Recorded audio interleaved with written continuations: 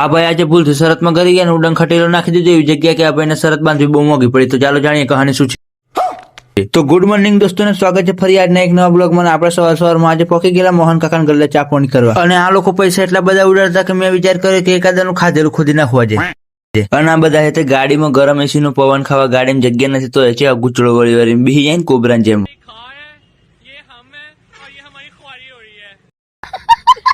એક તો લાડી વાળાનો હમાના થઈને કોણ વર કે મને ઘોઘાલો, અને આ છે ભૂરી કૂતરો જે હજુ ભગવાન ભર બેઠા બીજા કાળિયા કૂતરા ને દિલ્હી મુંબઈ પહોંચ્યા તો ભાઈ ઉપર ભગવાન ભર ના રે ચોક 300 માં દોડીએ કોમે હમે લાગ ને કે પેઢી તારી એવી ખાઈ જાય પાછી.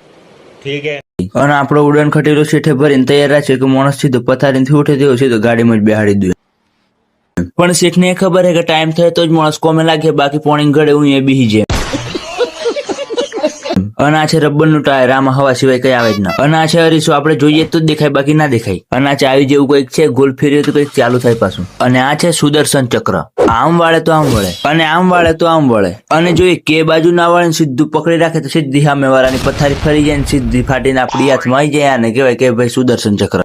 ઘર ભેગું થાને ભાઈ. અને આજે મારી લીધી જયેશભાઈ સીધી અમિતાભ બચ્ચન જેવી એન્ટ્રી. ભાઈ એન્ટ્રી બેન્ટ્રી પછી મારજો, હેડો જલ્દી. બેઠા ગાડીમાં સેલ મારીને સીધા નીકળી જાય જામનગર સાઈડ થી. વળ્યા ઉત્તર દિશા આવી ગયો સીધો પાકિસ્તાન નો લાહોર ગેટ ને મારી દીધી સીધી વર્લ્ડ ઓફ સિટીમાં એન્ટ્રી. પણ પાકિસ્તાનમાં કઈ હીરા મોતી નથી રાખ્યા ભાઈ, બંધ હીરા મોતી તો આપણે ઇન્ડિયામાં જ રાખે, ગોતે તો જ મળે એમ છે. બાકી ભંગારના વેપારીને હીરાનો મૂન આવે તો બધાને ખબર જ છે. હાલો મંડપ પર આવી ગયા એમ કરીને ઘરાક મોજ માં જાય, સીધો પાઈ દીધો ગરમા ગરમ ચા. હાલો પી લીધો, શાંતિ જાય ઉતરી જાય એક અજાણ્યા અનુભવ સાથે યુદ્ધના મેદાનમાં યુદ્ધ કરવા.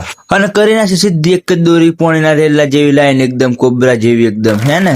આ કોર કે ના પેલી કોઈ ચારે કોર એક જ કોર. અને ઘરાક અમારું કામકાજ જોઈને એટલા ખુશ થઈ જાય કે ગામન ગામમાં ફરી બીજી વાર ચા ઠપકારી દીધો.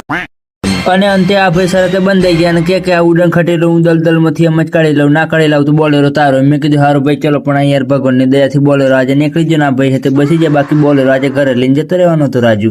અચ્છા બસ આપણે ખાલી મોટા મોટા સપના જ જોવા, કઈ પૂરા તો જાણી કરવાના હે નહીં. હા તો ચાલો મિત્રો મળીએ ટૂંક જ સમયમાં એક નવા બ્લોગમાં.